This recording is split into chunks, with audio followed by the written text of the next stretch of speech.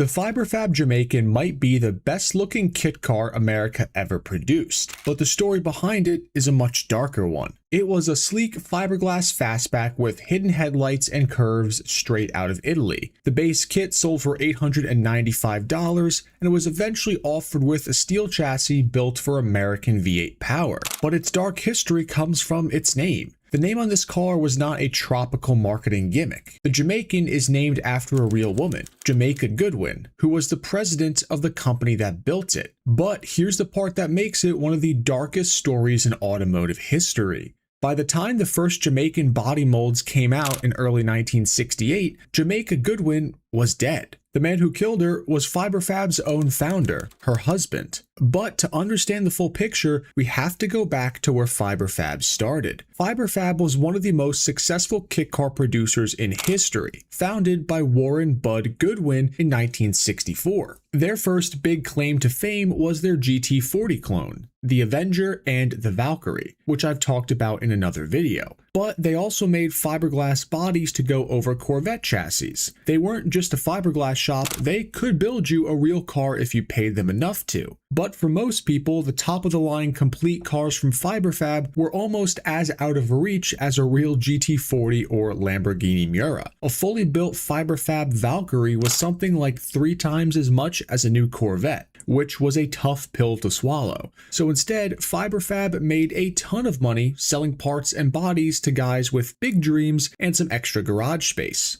How far you got with what Fiberfab sold you, they said, well, that was up to you. And they were wildly successful at it. By 1967, Fiberfab was on a roll. They had offices in multiple countries, tons of body designs to choose from, and you could put them on pretty much whatever car you wanted, from Beetles to Corvettes. The future looked bright until September, when Bud Goodwin was arrested for killing his wife Jamaica. There are alleged rumors that he was exhibiting signs of instability and paranoia around this time, some of which attributed to the stress of running Fiberfab. Reports are a bit murky, but what happened this one fateful night is that he came home and Jamaica was merely sitting on the couch with another man. According to reports, apparently Bud snapped upon seeing this and went into a paranoid jealous rage and fired 2 shots from his semi-automatic pistol, one of which struck and killed Jamaica. In wake of this fatal shooting, Bud was eventually convicted to manslaughter. Now what's even crazier is that Bud was only sentenced to 1 year in jail for this manslaughter charge, which he ended up passing away in jail from a heart attack while he was serving this sentence. The fallout from this was catastrophic. Since Jamaica herself had been president of the company, Fiberfab lost its founder and one of its top executives that same day. They thought internally they could somehow pull through it if they kept at it, and once Bud would return in a year after his sentence, things would all go back to normal. Designers Chris and Russell Beebe got to work on a new design for the brand, and it would be named the Jamaican, as an homage to the former president of the company. This car was heavily influenced in terms of design by the Lamborghini Miura. However, unlike the mid-mounted V12 of the Miura, the Jamaican would use more traditional underpinnings. The first Jamaicans could use a Triumph TR3, TR4, an Austin Healey 3000, or an MGA as a base vehicle to put the body on. This, however, limited the horsepower to the 100 to 150 horsepower range, which was a lot less impressive than a Miura. However, the car did look fantastic. Some of the lines on the Jamaican are a little bit simpler, and some of the curves are a bit more basic, but the overall shape is pretty European, and I do think it was a very well-designed body shell.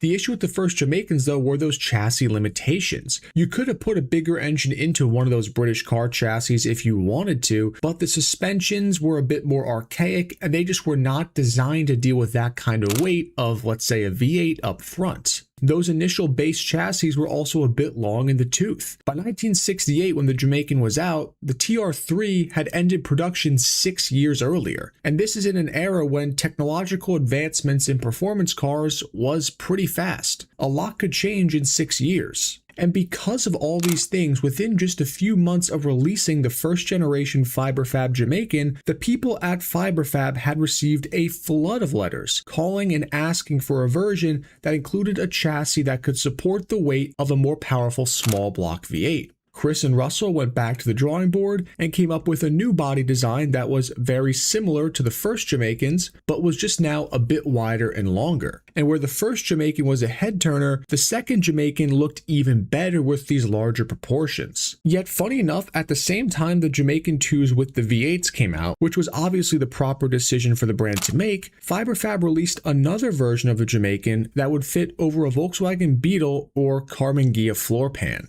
Which didn't make a ton of sense if the reason they rebodied and redesigned the Jamaican 2 was to be able to fit more potent V8 power plants, then making another version that fit an even less powerful chassis than the original car just didn't seem like it made a bunch of sense, even though Volkswagen floor pan kit cars were the easiest to manufacture for the end customer. But some people still ended up buying them. This is all happening around 1968, and the brand was thinking that things were going to keep going smooth. But right around this time in December, that's when Bud was pronounced dead because of the heart attack that I mentioned before in jail. Now, FiberFab was even more rudderless than it had been before. Outside of the heinous crime that Bud committed, his drive and experience was influential in what made FiberFab a successful business, which is why people stayed around even after what happened. Now with him gone though, things were not looking good. John Hebler, the brilliant fiberglass mold engineer at FiberFab, left the company soon after as well. Without the two of them, the Jamaican project stagnated. FiberFab continued to produce the bodies and frames into the 70s, but only in small numbers. In 1969, Road and Track magazine commissioned a Jamaican from FiberFab based on an MGA chassis with a 3.5-liter Buick 215 for one of their famous road tests, which, while it fared better than most kit cars, the Road and Track writers complained about multiple issues with it, with fit and placement of parts. They observed mechanical issues such as a tendency to overheat. The four-wheel drum brakes that would have came stock on the underpinning MG just were nowhere near sufficient. The interior was rough, and it was just missing a lot of basic creature comforts. And they noted in the article that a home mechanic was likely going to get much worse results in building their Jamaican than the car that Road and Track got, because obviously they would put their best foot forward to give the magazine the best possible version of the car they could. In the end, only a few hundred Jamaican and Jamaican 2 kits were produced. The thing to understand about these kits though is that that's not actual cars. That's the amount of kits that were produced that still required people to go ahead and put them together. Kit cars back in the 60s and 70s are not like your Factory 5 Cobra kit cars today. There were way less instructions. You had to figure out so much more stuff on your own and make so many more parts to make it all work together in unison. And as a result, the projects took longer, took more skilled people to do them, and because of that, less of these cars actually were turned into real vehicles than you might think. The number of real completed FiberFab Jamaicans that still exist is not that high. On the bright side though, because there are so few of them today that are finished, most of the kinks have been worked out on these if they've been running and driving for a while. And with some of the tube frame chassis of the Jamaican 2s, owners have been able to squeeze in all kinds of engines in classic kit car fashion, from your 350 small blocks all the way up to massive Ford big blocks,